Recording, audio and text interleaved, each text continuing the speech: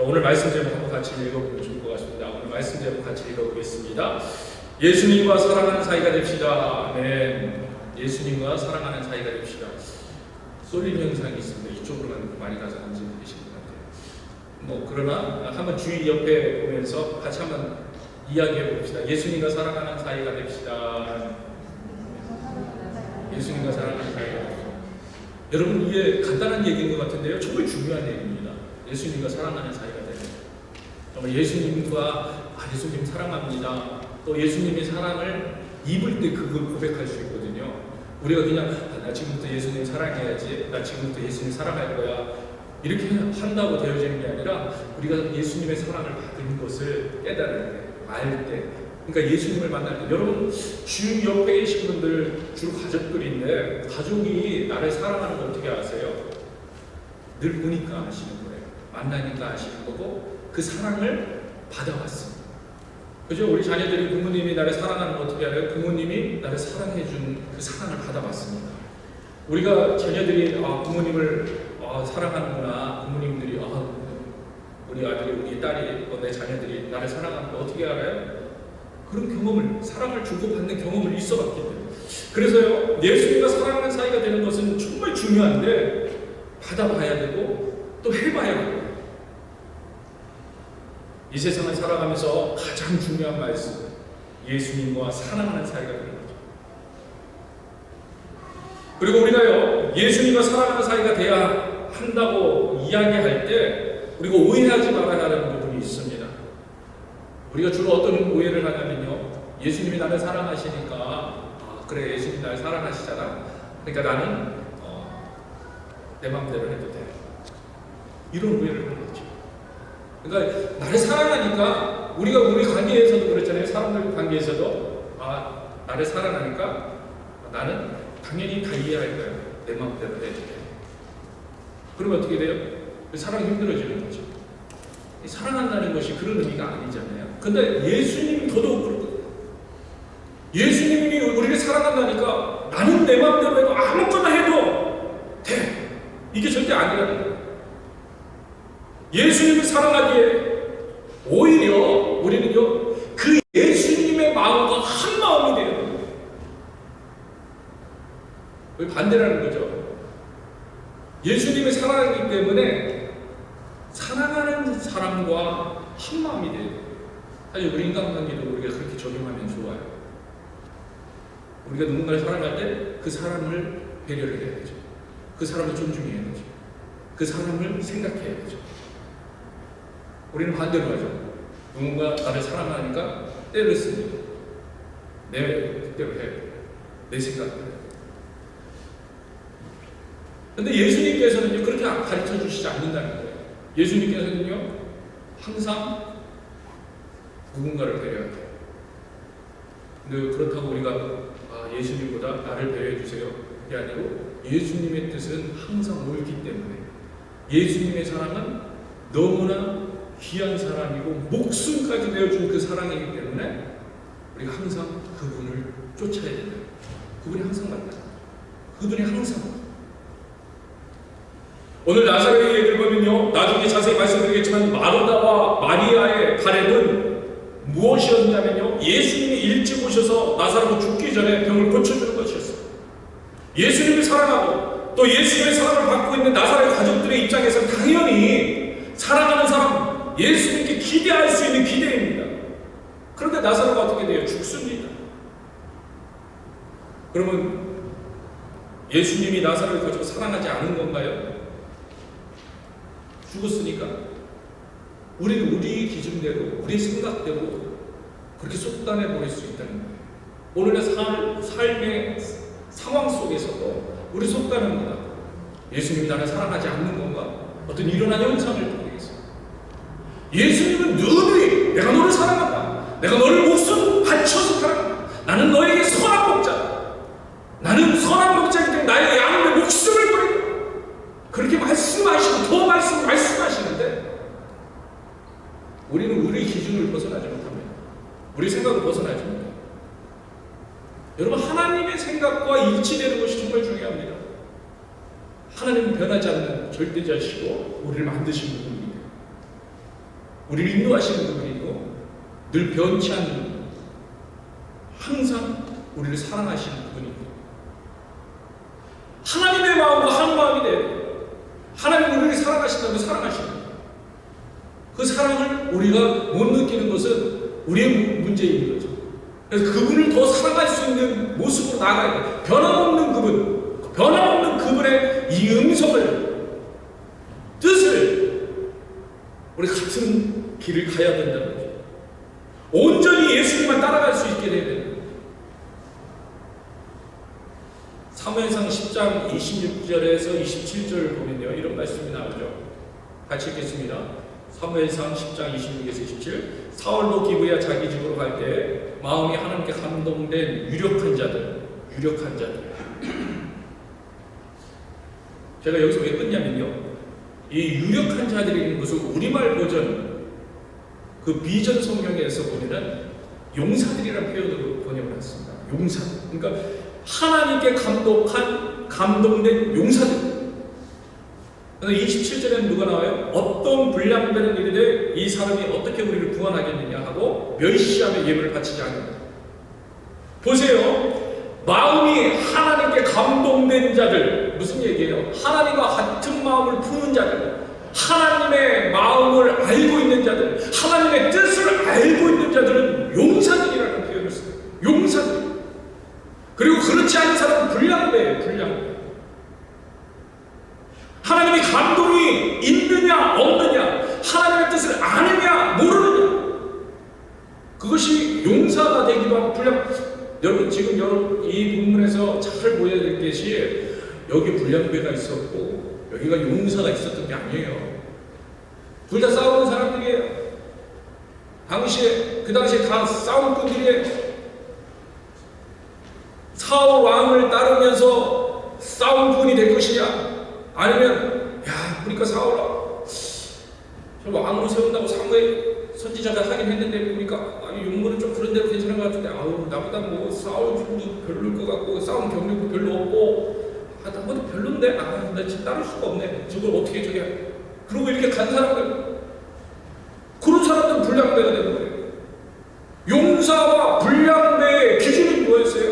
하나님의 마음에 감동이 있느냐, 하나님의 뜻을 알고 있느냐.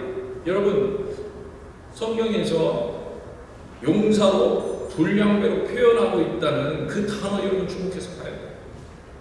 그 단어를 주목해서 봐야 돼요. 성경이니까 그냥 그렇게 썼나 보다. 그럴 수 있어요. 근데 중요한 것은 성경에서 그렇게 이야기하고 있다. 하나님이 그렇게 말씀하고 있다는 거예요. 하나님의 뜻을 아는 사람은 용사처럼 살 수 있어요. 용사와 같이 쓰임받을 수 있어요. 그러나 하나님의 마음을 모르는 자, 하나님의 뜻을 모르는 자는 아무리 오늘날 똑같이 있다 하여도 성경은 그들을 뭐라고 표현해요? 불량배. 여러분 한 마음을 품으면 됩니다. 같은 마음이 되어야 합니다. 하나님과 같은 마음이 되어야 됩니다. 나의 마음이 중심이 되어 그렇게 살아야 되는 것이 아니라 하나님 마음이 중심이 돼요. 여러분들 가운데 지금 여러분이 품고 있는 마음이 하나님과 합하고 있습니까? 하나님과 하나가 되고 있습니까? 하나님 뜻대로 하나님 그것이 중심이 되어 그것이 중요한 이유가 되어 그것이 삶의 방향이 되고 소망이 되고 꿈이 되어서 그것을 바라보고 나아가고 있습니까? 아니면 내 중심으로 내 꿈, 나의 삶, 나의 것만 쫓고 있는 거예요. 여러분 밝히 봐야 돼요. 그리고 나의 것만 쫓고 있다면 혹시 정말 용사의 길이 아니라 불량배의 길을 가고 있는지. 사울과 함께한 용사들이요, 여러분 기억하세요? 사울을 보니까 용모가 멋있어서 그래서 자신들이 생각한 대로 사울을 따른 것도 아니에요. 성경 분명히 얘기합니다. 하나님의 마음에 감동이 된다. 감동. 그러니까 사울을 보고선 사울을 따르는 자들도 사울 멋있네, 우리 집사님 멋있네, 우리 장로님 멋있네, 우리 교회 아름답네, 우리 목사님 좋다, 이런 것도 하는 게 아니라 하나님께 감동되어서, 하나님께 감동돼요. 하나님 여러분 기억하세요. 누구를 보고 누구를 생각하고 누구의 영향 물론 받을 수 있어요. 그러나 중요한 건 그 영향을 받는데 그 영향을 통해서 누굴 봐야 하나님의 마음을 보면 하나님의 마음을 보면 용사가 됩니다. 그러므로 하나님과 같은 마음을 주는 것, 갖는 것 매우 중요한 거예요.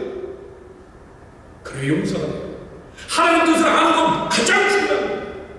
하나님의 마음, 하나님의 뜻을 아는 것이 얼마나 중요한지가 드러나는 사건이 에레미야 38장에 나오죠. 여러분 지난 주간에 여러분 성경 읽기 꾸준히 하시는 분들은 에레미야 38장 에레미야 예언을 들었을 거예요. 에레미야가 무슨 얘기를 합니까? 예루살렘 성이 바벨론에 망한 군대에게, 그러니까 결국 바벨론에게 멸망할 것이다, 넘어갈 것이다. 그러니까 뭐야? 항복하라는 얘기를 하고 있어요. 에레미야 항복해라, 항복해라. 이때 나라의 고관들이요 왕에게 이렇게 말합니다. 에레미야 38장 4절 보세요. 같이 읽겠습니다. 이에 그 고관들이 왕께 아뢰되 이 사람이 백성의 평안을 구하지 아니하고 재난을 구하오니 청하건대 이 사람을 죽이소서. 그와 이같이 말하여 이 성에 남은 군사의 손과 모든 백성의 손을 약하게 하나이다. 여러분 한번 보세요. 이 말씀 보세요. 지금 이 부정적인 예언으로 사기를 꺾은 예레미야를 죽여야 한다는 그러한 상소를 고관들이 하고 있는 거예요. 왕에게 죽여야 합니다. 죽여야 합니다. 여러분 한 나라의 정치 상황이나 애국이라는 측면을 놓고 보면요, 지금 이 고관들이 왕에게 상소하고 있는 이 내용은 지금 상식적인 이야기예요.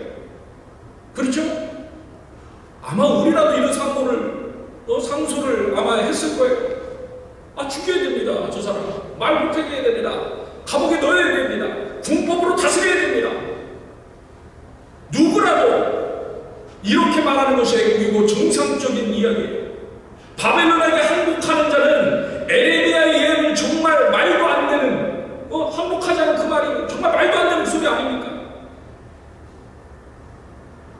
에레미야가 얘기합니다. 나라를 항복하고 나라를 넘기자. 여러분 이 말은요, 가뜩이나 힘들게 전쟁을 치르고 있는 그런 상황 속에서 백성들과 군사들의 사기를 꺾는 이야기예요. 그러니 이런 자는 말을 못하게 해요. 그래 다시 사기를 이렇게 세워줘야 돼요. 여러분 이게 전쟁 상황 속에서 상식 아닙니까? 상식이에요. 지금 고관들이 왕에게 하는 말은 다 맞는 말일 수 있습니다. 그런데 여러분 우리는 알고 있잖아요. 모든 것을 다 성경을 통해서 이미 알고 있어요. 알고 있잖아요. 이들의 말이 틀렸다는 거예요. 이들의 말이 잘못됐다는 거예요. 이들의 말은 어리석은 말이요, 백성들을 오히려 살리는 것이 아니라 오히려 길을 살려주는 게 아니라 오히려 죽음에 이르게 하는 거예요. 이 사실을 우리는 알고 있어요. 그리고 그 기준이 뭡니까? 그 기준은 바로 하나님의 뜻이었다는 거예요. 하나님 뜻, 하나님께서 지으신, 하나님께서 세우신 계획이, 그 계획을 따라가야 된다. 그 하나님의 계획에 이스라엘이 멸망당하는 거예요. 바벨론에게 항복하는 거예요. 바벨론에게 항복해서 정말 그 안에서 회개하는 거예요. 그런데 그것을 따르지 않는 거죠. 끝까지 따르지 않는 거죠. 알지도 못하고 그러니까 따르지도 않습니다.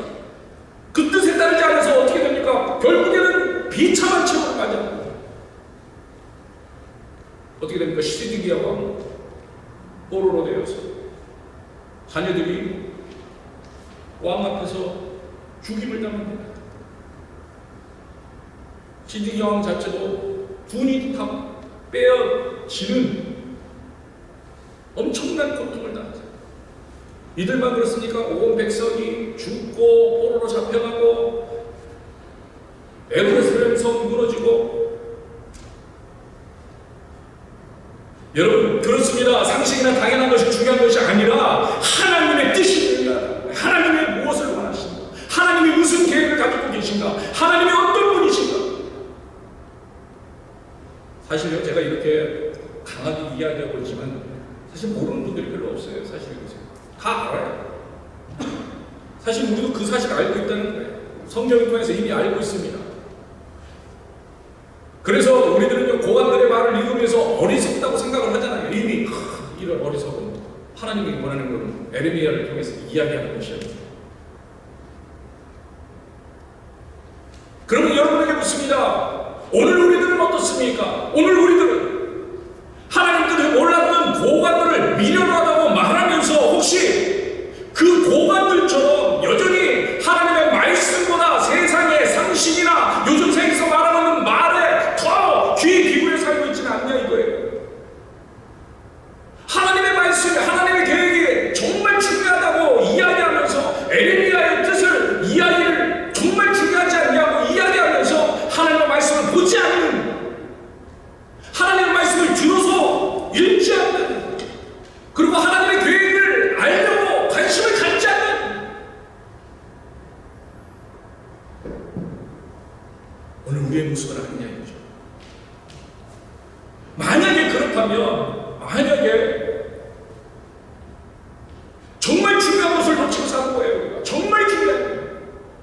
목숨과 같은 것을 놓치고 사는 거예요. 목숨보다 더 중요한 것을.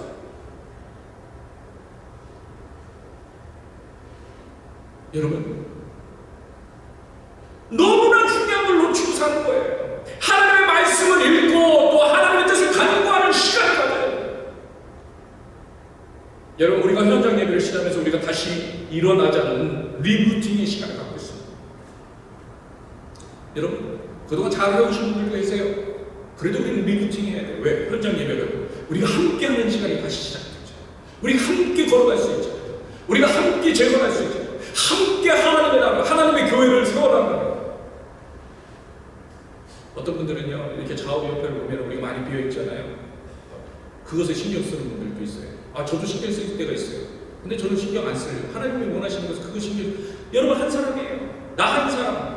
내가 먼저 리부팅해야 돼요. 내가 먼저 하나님 앞에 바로 서야 돼요. 여러분, 주위에 너무 신경 쓰지 마세요. 사람 없는 거, 사람 많은 거, 여러분 다 신경 쓸 때가 아니에요. 지금 코로나 이후에 제가 지난주에도 말씀드렸죠. 굵직굵직한 교회 25% 출석해요. 지금 성전에 출석해요.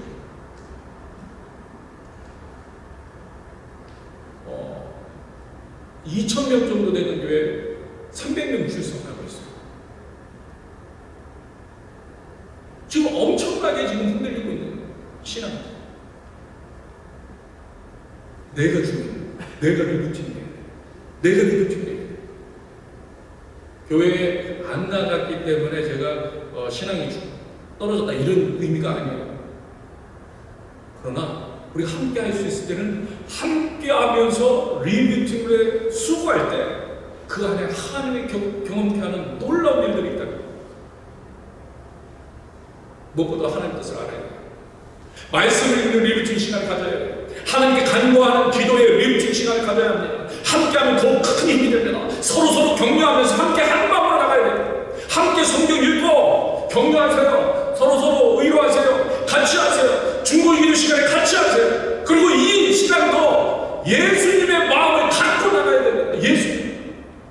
우리가 그동안 우리의 필요만, 우리의 상황만 이야기했다면 이제는 하나님의 나라를 위해, 하나님의 뜻을 위해, 하나님의 백성을 위해, 성도를 위해 함께 하나님의 뜻을 기다리며 바라보며 예수님의 마음을 갖게 해달라고, 예수님께서 원하시는 것이 무엇인지를 더 우리가 알게 해달라고 그렇게 기도하며 나아가세요. 예수님 뜻을 알게 해달라고. 예수님 뜻을 알게 해달라고. 여러분, 오늘 본문에서요 아주 중요한 예수님의 마음이 나오고 있어요. 한 가지, 그 중에 한 가지가 나오는 거죠. 예수님 마음 중에. 이 예수님의 마음을 우리가 품어야 하는데요. 결론적으로 먼저 말씀드리면, 지난주에도 같은 본문, 같은 이야기였지만 결론적으로 말하면 뭐냐면, 오늘 본문에서 예수님이 주시는 마음, 사랑이에요. 사랑. 여러분, 사랑입니다. 하나님도 언제나 사랑이 있습니다. 여러분 기억하시잖아요. 성경이 뭐라고 얘기한다고요? 사랑이라고요. 이게 하나님 뜻이잖아요. 사랑. 우리는요 사랑을 빼놓고 하나님 뜻을 생각하려고 자꾸 그런다는 거예요. 다른 거 구체적으로 내 일에서 내가 뭔가를 해나가야 되는데 하나님 뜻이 무엇인가? 내가 학교에서 공부 잘해야 되는데 하나님 뜻이 무엇인가? 내가 성공해서 정말 사회에 기여해야 되는데 하나님 뜻이 무엇인가? 우리 자꾸 거기에만 관심을 가지려고 해요. 물론 그것도 중요해요. 그러나 이미 보여주시고 계속해서 말씀하시는 하나님의 뜻 한 가지로 줄인 건 뭐예요? 사랑이라는 거예요. 여기 관심을 가져. 여기 관심을 가져. 하나님의 뜻은 언제나 사랑에 있습니다. 특별히 우리와 하나님과 사랑의 관계가 되는, 사랑의 사이가 되는, 여기 관심. 그래야 나머지도 다 해결해요. 하나님 사랑이 있어야 이웃 사랑이 되는 거예요. 하나님 사랑이 풍성하게 경험되어져야 이웃 사랑이 이루어져요. 하나님과의 사랑이 될 때 그 사랑으로 삶을 살 수 있습니다. 우리는요, 사랑하라고 하면은 자꾸 사랑을 생각합니다. 그리고서 나는 안 돼. 여러분, 누구나 똑같아요. 사람을 포커스해서 사랑하려고 하면 절대 안 돼요. 하나님을 사랑하는 포커스에서 달려갈 때 하나님 은혜를 주십니다. 그 사람도 사랑할 수 있어요. 하나님 은혜를 안 주시면 그럼 끝까지 사랑 못하는 거예요. 근데 하나님은 이미 우리를 목숨을 바쳐서 사랑하는 그 은혜를 베풀어 주셨죠. 그 은혜를 경험하며 경험했어요. 오늘 나사로의 이야기를 보세요. 예수님을 주인공으로 해서 보면요, 한 가지 힘을 우리가 알 수 있습니다. 언제나 한 가지 뜻이 그곳에 있었습니다. 나사로가 건강했을 때도, 나사로가 병들었다고 할 때도, 그리고 거의 죽게 되었다고 급한 전말을 받았을 때도 언제나 한 가지 마음입니다. 심지어는요, 오늘 본문에 우리가 읽질 않았지만 우리가 나사로 전체 이야기를 이야기하면 죽었다는 소식을 들었을 때도 한 가지예요. 뭡니까? 사랑이에요. 사랑이에요. 오늘 본문 5절에서 분명히 말씀하는 예수께서 본래 마르다와 그 동생과 나사로를 사랑하시더니 죽었다가 살아난 나사로 이야기 전체 보이는 핵심이 예수님의 마음, 바로 사랑이에요. 자신이 십자가에 못 박기까지 우리를 사랑하신 그 마음, 여러분, 이게 중요해요. 나사로의 죽음으로 인해서 마르다와 마리아는 늦게 오신 예수님께 서운한 마음도 있었을지도 몰라요. 우리의 사랑은 그렇다는 거죠. 우리의 사랑은 서운해요. 서로 사랑하는 관계였잖아요. 우리가 오늘 본문을 봐도. 그런데 우리의 사랑은 서운할 수도 있어요. 내 중심적으로 바뀌면 그렇게 되는 거예요. 나를 봐주길 원하잖아요. 그래서 우리의 사랑은요, 잘 되면 감사하는 거예요. 잘 되면. 내가 잘 되면. 그리고 내가 사랑받고, 내가 사랑스럽고, 그러면 잘 돼요, 사랑. 내가 안 되면, 내가 힘들고, 그러면 이제 그때부터는 서운한 거죠. 때로는 어떻게 원망하기 싫어. 사랑 원망, 이게 금방금방 바뀌잖아요.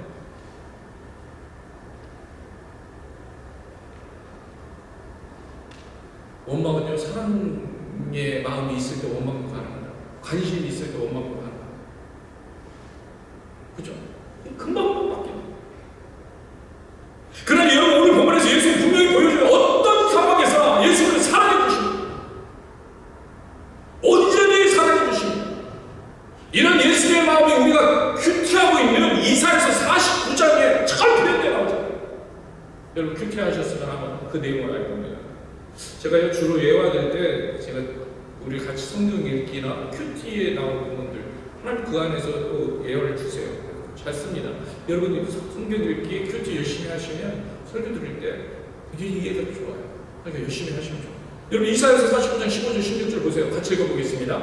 여인이 어찌 그 젖 먹는 자식을 잊겠으며 자기 태에서 난 아들을 궁일히 여기지 않겠느냐. 여인이 어머니가 어떻게 자기 자식을 잊겠냐 이거예요. 만약에 그들은 혹시 잊을지라도 너희 부모가 자식을 혹시 갓난아이를 잊을지라도 난 너희를 잊지 않을 것이다. 이게 하나님의 마음이에요. 난 너희를 잊지 않을 것이다. 여러분 이런 사랑을 가지고 있다는 거예요. 예수는 언제나 너희를 잊지 않을 거예요.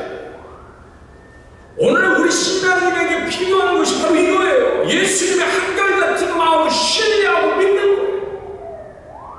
그 마음을 신뢰하고 믿으면 우리가 사실요 그 사랑을 경험할 뿐만 아니라 예수님의 사랑의 마음을 갖게 되는 거죠.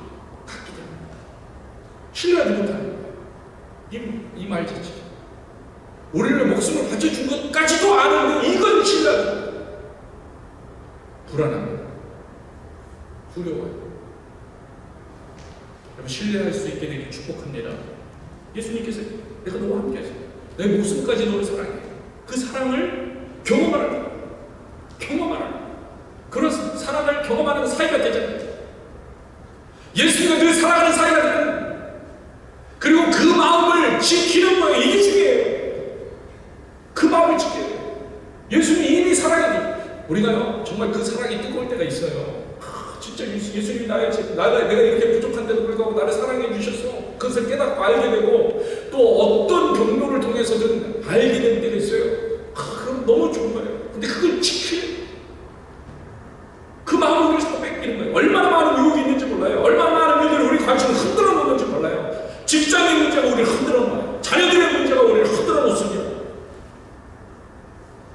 예수님이 여전히 나를 사랑하고 있다는 것을 잊어버리게 한다는 거예요. 신뢰하지 못하냐.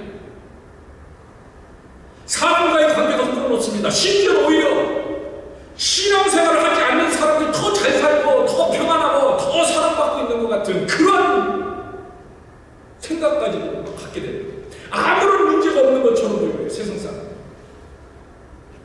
그래서 예수님을 생각한 마음이 바뀌는 거예요. 이게 아닌가 하는 생각도 들고, 이게 아닌가. 얼마나 자주 바뀌는지 몰라요. 우리의 믿음이 예수님의 그 말씀을 신뢰하는 그런 마음이 깊지 못합니다. 다시 한번 묻습니다. 예수님이 바뀌셔서 그런가요? 예수님이 바뀌셨나요? 아니에요. 예수님은 항상 그 자리에 계시는데 내가 자꾸 예수님의 마음과 그 뜻을 잃어버리는 거예요. 예수님이 주신 사랑을 사탄에게 빼앗겨버리는 거예요. 길가에 뿌려진 씨앗처럼, 돌발에 뿌려진 씨앗처럼, 가시밭에 뿌려진 씨앗처럼 사탄이 뺏어갑니다. 그냥 방치, 뺏기면 뺏기는 거예요. 여러분, 오늘 이 시간 다시 한번 굳게 잡길 바라요. 예수님의 사랑은요, 한결같습니다. 늘 동일하십니다. 늘 우리를 위해서 목숨까지 바쳐주는 그 사랑입니다.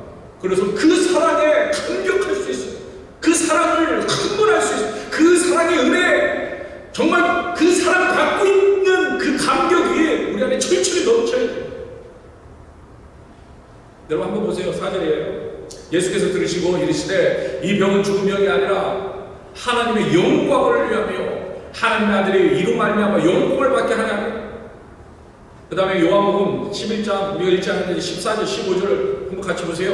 이에 예수께서 밝히 이르시되 나사로가 죽었느니라 내가 거기 있지 아니한 것을 너희를 위하여 기뻐하노니.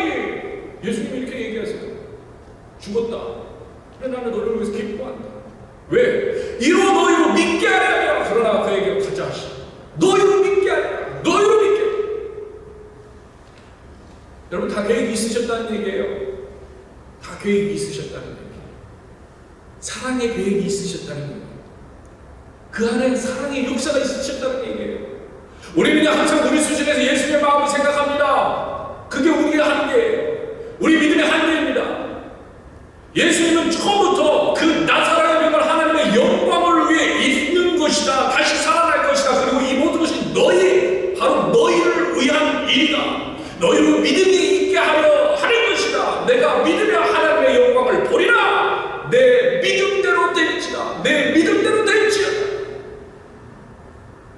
이 말씀을 하고 있습니다. 계속 이 말씀. 이 모든 것이 하나님의 계획하십니다. 너희는 나만 바라봐라. 너희는 나만 바라봐라. 너희는 나만 바라봐라. 나만 의지하고 나만 의뢰하라. 여러분 무슨 말입니까? 예수님은요 응답의 때보다 이 병을 통해서 하나님이 이루어 가실 그 목적, 하나님의 영광에 주목하시고 계시다는 거예요. 사랑 때문에 늘 우리가 원하는 것을 우리가 원하는 때에 우리가 원하는 방식으로 이루어주는 그런 것이 아니라는 거예요. 하나님 사랑하시는데 왜 내 마음대로 안 해주시지? 아니요. 하나님은요 대로 우리를 사랑해 주십니다. 근데 그게 영원의 영향을 미쳐주시는 거예요. 영원. 우리는 한시적인 것을 바라봐요. 한시적인 것만 원해요. 하나님은 영원을 계획하시고 우리에게 사랑으로 이루어주십니다.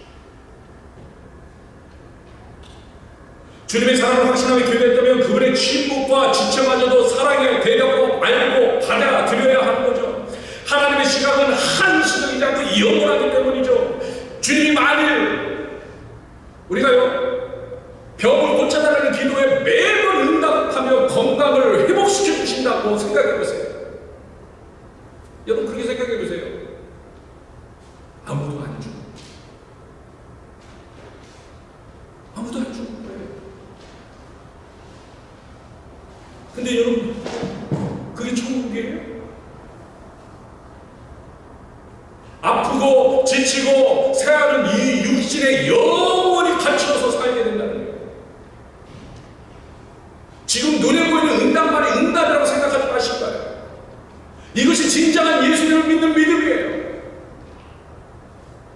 마르다와 마리아도 자기 수준에서 예수님에 대한 믿음을 가지고 있었습니다. 요한복음 11장 21절을 보세요. 요한복음 11장 21절 마르다가 예수님께 여짜오되 주께서 여기 계셨더라면 내 어려움이 죽지 아니하였겠네. 이것이 이들이 생각하는 믿음이었어요. 사실 대단한 믿음 아닙니까? 대단한 믿음이에요. 치료하시는 하나님, 영원 아파의 하나님, 주님께서 이곳에 계셨으면 분명히 나서는 죽지 않았을 겁니다. 예수님께서 오셔가지고 안수하시고 일어나 그랬으면 일어났을 것이라는 확신이 있어요. 깨끗이 나았을 것입니다. 엄청난 믿음이에요. 그런데 여러분 분명히 기억하세요. 이 또한 상황이라는 거예요. 여러분 우리 자꾸 상황 속에서 예수님만 봐. 예수님 말씀하십니다. 사랑, 내가 너와 함께하는 그리고 예수님과 함께하는 것이 천국입니다. 예수님과 함께하는 것이 기쁨을 누리는 삶이다. 예수님과 함께하는 것이 풍성한 삶이다. 여러분 우리가 풍성한 삶은 우리 기준에 돈 많이 버는 거, 명성을 얻는 거, 그것도 제가 말씀드렸죠. 하나님의 풍성한 삶 가운데 그 일부예요. 근데 그게 전부 있냐고 그래서 풍성한 삶이 있어요. 이것을 알 때 그것도 감사가 되는데 이게 전부가 되면 진짜 풍성한 삶을 모르기 때문에 항상 불안하고 항상 더 많이 필요하고 더 많이 가져야 되고 더 많이 목표해야 되고 더 맨날 그것만 하는 거예요. 쳇바퀴도. 바울이 그러잖아요. 옥중에 있으면서 가난한 거 못 먹으면 그런 가운데서도 감사다, 기쁘다. 왜요? 진리를 아는, 진리를 알고.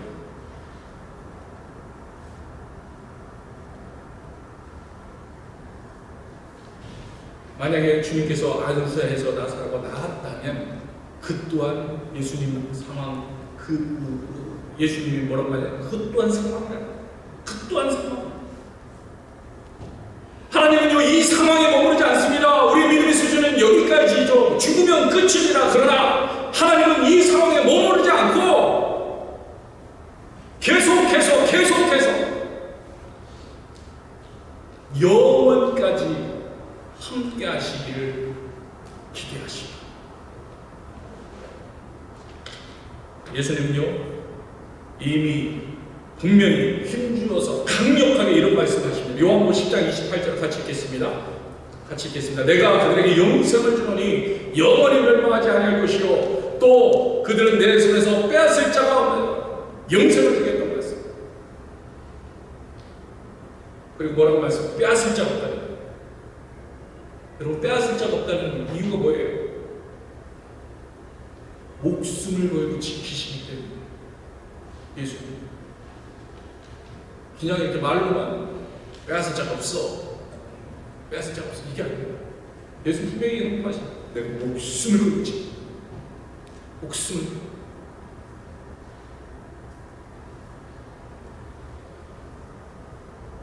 여러분 로마서 8장 38절 39절 한번 같이 읽겠습니다. 내가 확신하노니 사망이나 생명이나 천사들이나 권세들이나 현재이나 장래이나 능력이나 높음이나 깊음이나 다른 어떤 피조물이나 우리를 우리 주 그리스도 예수 안에 하나님 사랑에서 끊을 수 없어. 끊을 수 없어. 빼앗을 자. 바로 이 한 마음으로 하나님께서는 지금까지 우리 향해 손을 벌이고 계십니다. 이 마음 가지고 이 사랑의 마음으로 지금까지 오직 이 한 마음, 병든 나사로를 바라보는 예수님의 마음도, 죽은 나사로를 바라보는 예수님의 마음도, 그리고 다시 살아난 나사로를 바라보는 예수님의 마음도, 이 사랑이 똑같습니다. 상황 따라 다른 사랑이 아니에요. 안타까워서 웁니다. 여러분, 예수님 똑같이 죽은 나사로를 안타까워 울어요. 죽음을 위해서 울고 다시 살린 기쁨으로 눈물을 흘리는 예수님의 마음, 언제나 한결같이 자기 목숨보다 그 영혼을 사랑하는 그 마음, 그리고 오늘 우리를 향한 사랑의 마음이라. 우리가 여러분 이 마음, 이 사랑의 마음, 그 마음을 느끼고 그 마음을 품어야 합니다. 이 마음을 우리가 가질 때 여러분 기억하세요. 상황이 더 이상 상황이 되지 않아요. 우리의 믿음이 더 이상 상황대로 흘러가지 않을 수 있다는 거예요. 바울이 말한 항상 기뻐하는 그 기쁨이 우리 안에 항상 있다고 생각이 들어요. 놀랍지 않으세요? 근데 누리게 된다. 그걸 약속해 주시죠. 성경에 보면 역대기가 있습니다. 이스라엘의 역사죠. 여러분도 잘 알 겁니다. 이스라엘은 원래 성전 공동체죠. 성전에서 하나님을 만나는 거예요. 성막을 통해서. 예수님이 오시면서 그 성막을 폐하시고 이제 어느 곳에서든지 주님을 만나게 해요. 그래서 우리가 예배를 드리는데 신령과 진리로 예배 드릴 때 우리 여기서 모여서 예배 드리기도 했고 또 온라인이 예배를 드릴 수밖에 없는데 온라인으로도 예배를 드렸어요. 어디서나 임재를 경험할 수 있는 그런 시대가 됐죠. 그럼에도 불구하고 우리가 함께 모이는 것은 하나 되어서 함께하는 놀라운 은혜가 그 안에 있기 때문에 예배하며 주 앞에 나갑니다. 어쨌든 이스라엘 역사에서 보면 이스라엘 백성들은 성막을 중심으로 모이는 거예요. 성막을 통해서 이들은 여호와 하나님의 임재를 경험했어요. 성전이 세워지면서 이들은 성전에서 하나님께 나아갔죠. 그렇기 때문에 성전으로 시작한 역대기, 그죠? 우리가 성경 중에 하는 역대기는요, 무너진 성전을 재건하는 명령으로 역대기가 끝이 납니다. 나라가 다 망하고 유배지에 포로로 가 있는 자들에게 하나님 뜻을 전하는 거예요. 성전을 재건. 여러분, 왜 그러셨어요? 여러분, 여기 하나님의 중요한 뜻입니다. 성전을 재건. 어떤 사람은요, 이런 생각할 수도 있어요. 지금 포로가 있는 사람들, 성전 재건의 사명은 지금 다 무너져 있는 그런 세상에서 살고 있는 사람들이, 아니 지금 가정을 꾸리고 각 비즈니스를 다시 살리고 각 해야 될 일들, 애들 공부도 시키고, 그러니까 지금 있는 조금이라도 돈 모아가지고 교육에 투자해야 되고 비즈니스에 더 투자해야 되고, 우리가 이것을 먹고 살고 해야 될 일에 투자해야 돼. 무슨 성전을 짓고 있냐고. 성전을 짓나요?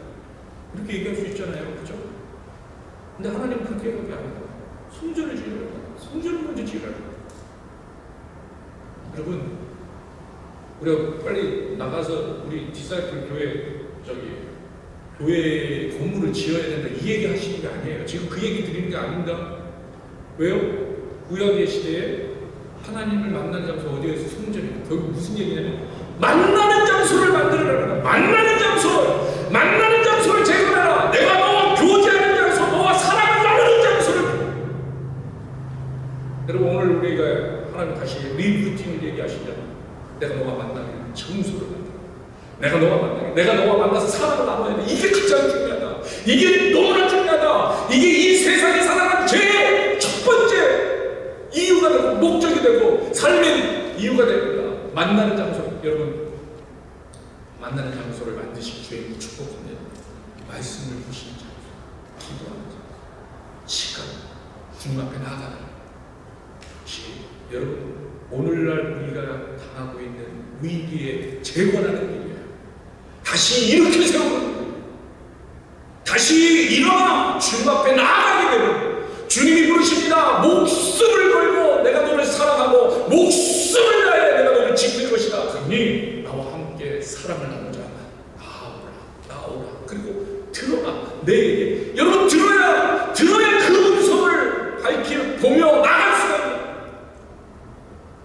오늘 그 사랑을 만나는 저와 여러분들에게 주의 축복합니다. 그 사랑을 경험하게 되는 저와 여러분들에게 축복합니다. 이 시간에 같이 찬양합시다.